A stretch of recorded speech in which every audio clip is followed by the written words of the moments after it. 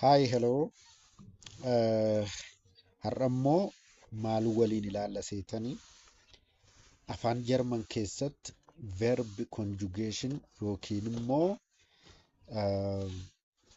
akkaataa itti jechi jijjiiramu waliin ilaallaa jechuudha.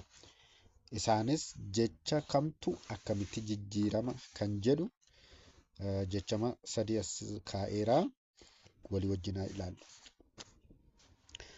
Okay, so komen, verbiin kun komen jedha. Komen jechuun maal jechuudha? To come, okay, to come yookiin immoo dhufuu, okay, komen. Inni kun immoo machen, okay, machen. To make or to do yookiin immoo gochuu, okay, waan tokko gochuu jechuudha. Verbiin isaa garuu gochuu isa jedhu ta'a. Heißen, okay, to be called or jecha waamamuu yookiin jedhama, okay, heißen jechuun jedhama, okay. So komen, machen, heißen. Komen jechuun dhufuu jechuudha. Machen jechuun immoo godhuu jechuudha yookiin immoo hojjechuu jechuudha.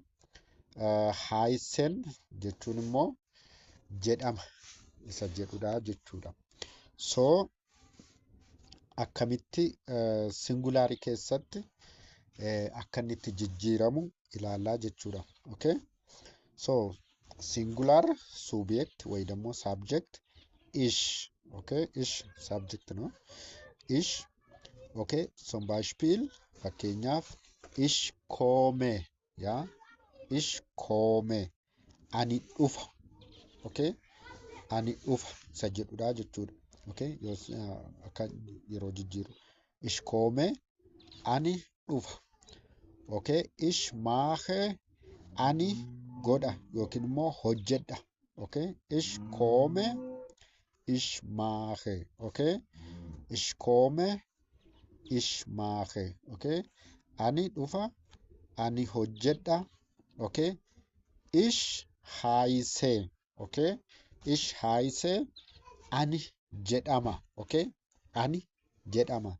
So the andere, okay, das ist